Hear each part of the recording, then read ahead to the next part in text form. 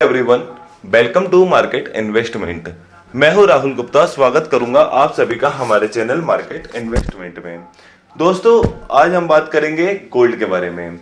सोने की कीमतों के अंदर काफी बड़ी गिरावट हमें देखने को मिल रही है।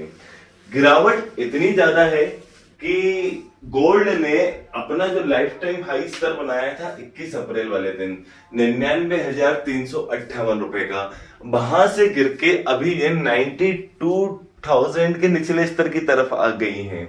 और कॉमिक्स बाजारों के अंदर जो $3500 का जो हाई स्तर बनाया था वो लगभग $3200 के एक लेवल तक आ गया था। तो $300 जितनी एक बड़ी गिरावट हमें गोल्ड के अंदर देखने को मिली। अप्रोक्सीमेट गोल्ड के अंदर इतनी बड़ी गिरावट हमें देखने को मिली थी। लगभग M6 बाजारों के अंदर 7,000 अंकों से बड़ी ज्यादा बड़ी गिरावट, और कॉमेक्स बाजारों के अंदर $300 जितनी लगभग बड़ी गिरावट। तो इतनी ज्यादा गिरावट निकलकर क्यों आई है? ये गिरावट कहां तक जा सकती है? इस गिरावट में सोने के भाव कहां तक जा सकते हैं? अगले सप्ताह सोने की चाल कैसी हो सकती है? एक्सपर्ट अपनी क्या राय दे रहे हैं? ये गिरावट पे और गिरावट जारी रहेगी या गिरावट से रिकवरी आ सकती है? और आने वाले दिनों में गोल्ड के क्या टारगेट हो सकते हैं, इसके बारे में आज हम बात करेंगे।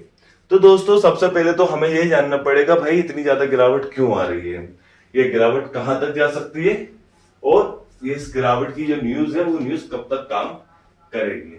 तो दोस्तों, सबसे पहले तो बात करते हैं गिरावट के कारण। देखिए, गोल्ड के अंदर ना गिरावट दो तरीके से आई है। लाइक एक इन्वेस्टमेंट मेटल तो गोल्ड है ही, सेफ इन्वेस्टमेंट के रूप में इसको यूज करा ही जाता है। बाकी एक डिमांड रिक्वायरमेंट जो होती है, तो डिमांड के क्षेत्र में भी गोल्ड के अंदर एक न्यूज निकल कर आई है। तो दोस्तों, दोनों न्यूज के बारे में आज हम बात करेंगे। सबसे पहले सेफ इन्वेस्टमेंट के रूप में गोल्ड के लिए क्या नेगेटिव न्यूज है।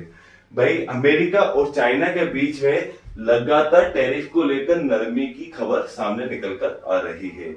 समझौता हो सकता है टैरिफ को लेकर, और ट्रंप साहब ने बताया कि भारत के साथ, जापान के साथ और अन्य देशों के साथ और चाइना के साथ समझौते की लगातार बातें हो रही हैं। बहुत जल्दी समझौता हो सकता है टैरिफ को लेकर।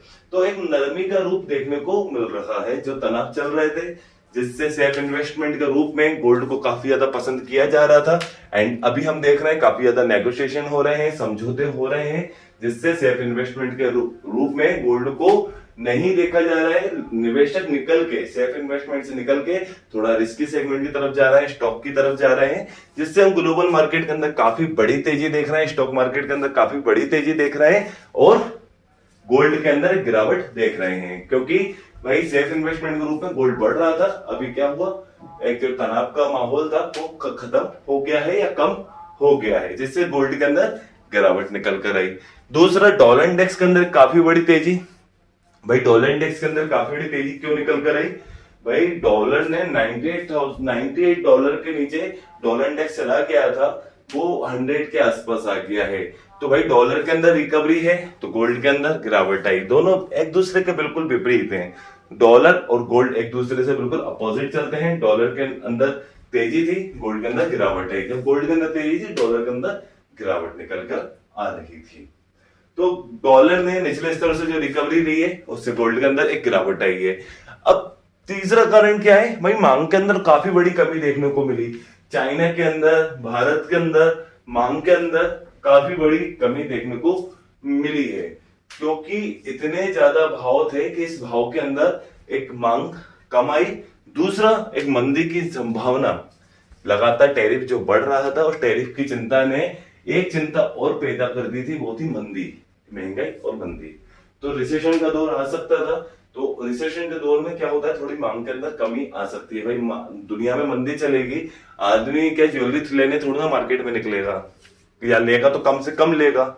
तो भाई, एक मंदी की संभावना ने मांग के अंदर कमी आने का मतलब डर पैदा कर दिया है। क्यों? चाइना का भी जो डेटा निकल कर आया इस सप्ताह में, जिसने मांग के अंदर कमी को दर्शाया है, जिससे गोल्ड के भाव के अंदर भी एक गिरावट निकल कर आई है। कमजोर आर्थिक डेटा और सेफ इन्वेस्टमेंट ग्रुप, दोनों के रूप में हमें गोल्ड के अंदर एक काफी अच्छी गिरावट देखने को मिली, काफी बड़ी गिरावट देखने को मिली। अब ये गिरावट कहां तक जा सकती है? देखो दोस्तों, गिरावट तो सीमित है गोल्ड के अंदर, क्योंकि अभी ये तनाव का जो दौर है वो अभी खत्म नहीं हुआ है, क्योंकि ट्रम्प साहब ने जो 90 दिन में टैरिफ का जो पोस्ट लगाया है, तो उसका फैसला तो 90 दिन बाद होगा कि भाई किन किन देशों को के साथ उनका समझौता हुआ है या किसके साथ नहीं हुआ है। चाइना को लेकर भी डर बना हुआ है, तो भाई जब तक डर बना हुआ है, जब तक गोल्ड के भाव ऊपर जा सकते हैं। अगले सप्ताह क्या है, फेड की मीटिंग है। फेड की मीटिंग में फेड अपनी ब्याज दरों के अंदर कटौती कर सकता है, ऐसी संभावना जताई जा रही है। तो जैसा कि आप जानते हैं, अगर फेड अपनी ब्याज दरों के अंदर कटौती करेगा तो गोल्ड के अंदर हमें तेजी देखने को मिल सकती है, क्योंकि कमजोर ब्याज दरें बुलियन को काफी ज्यादा आकर्षित करती है। कमजोर ब्याज दर होती है तो गोल्ड के अंदर बड़ी तेजी भी आ सकती है। तो दोस्तों फिलहाल में बात यह है कि अगर ब्याज दरों के अंदर कटौती नहीं होती है या और ऐसे ही गिरावट जारी रहती है, तो गोल्ड के भाव $3150 के आसपास आ सकते हैं, जो कि भारतीय बाजारों के अंदर 91,000 के आसपास होते हैं। एंड अगर ब्याज दरों के अंदर कटौती होती है और गिरावट से रिकवरी निकल कर आती है, तो गोल्ड के भाव 95-96,000 के आसपास जा सकते हैं, जो कि $3350 के आसपास होते हैं। तो यहां से जो फैसला करने वाला है वो फेड करने वाला है, फेड ब्याज दर के अंदर कटौती करेगा कि नहीं करेगा। नेक्स्ट वीक आपको चाइना के आर्थिक डेटा भी निकल कर आएंगे, जिसमें काफी ज्यादा सपोर्ट मिलेगा गोल्ड के भाव के लिए। और नेक्स्ट वीक में चाइना और अमेरिका के बीच में जो बात हो रही है उसके ऊपर नजर रखी जा रही है। अगर ये समझौता अच्छे से हो जाता है तो भाई गोल्ड के लिए तो थोड़ी सी फिर से मंदी दिख सकती है, लेकिन अगर समझौते में किसी भी तरह से कोई भी प्रॉब्लम आती है तो वापस गोल्ड को हवा मिल सकती है, गोल्ड वापस अपने ऊपरी स्तर में जा सकता है। और एक्सपर्ट आपको लगातार सलाह दे रहे हैं, गिरावट पर खरीदारी करना एक बेहतर अवसर हो सकता है, क्योंकि 2025 में बहुत ज्यादा संभावना जताई जा रही है कि गोल्ड के भाव $3700 $4000 के आसपास हो सकते हैं, जो कि भारतीय बाजारों के अंदर 1,05,000 या 1,10,000 के आसपास होते हैं। नया लाइफ टाइम हाई भी बन सकता है, क्योंकि बहुत सारे भू राजनीतिक तनाव भी है जो गोल्ड को हवा दे सकते हैं। ब्याज दर के अंदर कटौती भी गोल्ड को हवा दे सकती है।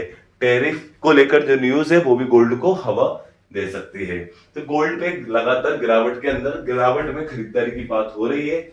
एंड क्या था, लाइक इतनी ज्यादा तेजी के बाद एक करेक्शन आना था जो कि लगभग 5% का होता है। हमारे हिसाब से भी गोल्ड 93-94,000 के आसपास आ सकता था। 93,000 एक लेवल हमने खुद बनाया था, जो पिछली 20 वीडियो में हम आपको बताते हुए आ रहे हैं, 10 वीडियो में लगातार बताते हुए आ रहे हैं कि मुनाफा वसूली भी आ सकती है, एक करेक्शन भी आ सकता है, जहां पे आपको 5 से 6% की एक गिरावट देखने को मिल सकती है। क्योंकि 25% की तेजी के बाद 5% की गिरावट एक आम बात है, किसी भी चीज को लेकर मुनाफा वसूली भी आ सकती है। तो 93 का लेवल एक बार गोल्ड टच कर सकता था। एंड हमने एक चीज और देखी कि भाई भारतीय रुपए के अंदर भी कमजोरी, मतलब थोड़ी मजबूती निकल कर आई। भारतीय रुपया 83-84 के भी अंदर चला गया था, जिससे गोल्ड के भाव में गिरावट हमें देखने को मिली। एक गिरावट का कारण तो ये भी था, ये ओवर गिरावट का कारण था। तो दोस्तों नेक्स्ट वीक जो होने वाला है वो आपके लिए दो चीजों को डिपेंड करता है, एक तो चाइना के आर्थिक डेटा और एक फेड। ये दोनों कैसे, चाइना डेटा कैसे आ रहा है, फेड क्या कर रहा है, और चाइना और अमेरिका के बीच में क्या बात होती है, इन दोनों की बातचीत भी बहुत मायने रखती है। तो अगले सप्ताह में गोल्ड 3150 से 3350 के बीच में सस्टेन कर सकता है, तो इसके ऊपर नजर बनाकर रखना है। एक एक न्यूज के ऊपर, एक एक अपडेट के ऊपर नजर बनाइए। एंड गिरावट पर खरीदारी करना आपके लिए एक सुनहरा अवसर हो सकता है। गिरावट पर खरीदारी कीजिए, एक स्टॉप लॉस लगाइए, क्योंकि विदाउट स्टॉप लॉस तो मार्केट के अंदर काम करना नहीं है, क्योंकि मार्केट के अंदर 100% कुछ भी नहीं होता। भाई फेड ब्याज दर कम कर दे उसके बाद भी गोल्ड बढ़े, इस बात की कोई जवाबदारी नहीं होती। लेकिन बस क्या होता है, कमजोर ब्याज दरें गोल्ड को आकर्षित करती हैं, कम ब्याज दरें गोल्ड के भाव को बढ़ाती है। भाई का रीजन तो यही है, लेकिन 100% मार्केट में कुछ नहीं होता, इसके लिए एक स्टॉप लॉस लगाइए। एक स्टॉप लॉस बहुत जरूरी है। और फेड की मतलब रेट कट होने के बाद फेड की जो प्रेस कॉन्फ्रेंस होने वाली है, जिसमें फेड अध्यक्ष जेरोम पावेल अपनी टिप्पणी देने वाले हैं, जिसमें बहुत सारे आगे की रणनीति भी डिसाइड हो सकती है। तो हो सकता है भाई ब्याज दरों के अंदर कटौती हो जाए और पता चले थोड़ी देर बाद उनके भाषण में, उनकी टिप्पणियों में कुछ ऐसी बात बोल दे जो भाव के अंदर गिरावट लाकर खड़ी कर दें। तो भाई दोनों चीजें काफी ज्यादा अहम होने वाली है। इसलिए सामने स्क्रीन पर आपको अपना पर्सनल व्हाट्सएप नंबर प्रोवाइड करा है। वो नंबर इसलिए प्रोवाइड करके रखा है, कोई भी लेटेस्ट न्यूज होती है, कोई भी डेटा निकल कर आने वाला होता है, उस डेटा का क्या इम्पैक्ट हो सकता है बाजार के ऊपर, उसका तुरंत आपको अपडेट करते रहते हैं व्हाट्सएप मैसेज में, व्हाट्सएप ग्रुप में। तो आप भी मेरे व्हाट्सएप पे ऐड होना चाहते हैं, व्हाट्सएप ग्रुप में ऐड होना चाहते हैं, तो सामने दिए हुए नंबर पर मुझे व्हाट्सएप पे मैसेज कीजिए। आपके नंबर को मैं अपने व्हाट्सएप ग्रुप में ऐड कर दूंगा। चलिए दोस्तों, अगर आपको ये मेरी वीडियो अच्छी लगी तो मेरी इस वीडियो को लाइक कीजिए। अगर आप मेरे साथ जुड़कर रहना चाहते हैं तो मेरे इस चैनल को सब्सक्राइब कीजिए। एंड अंत तक मेरे साथ इस वीडियो में बने रहने के लिए आप सभी को मेरा दिल से धन्यवाद।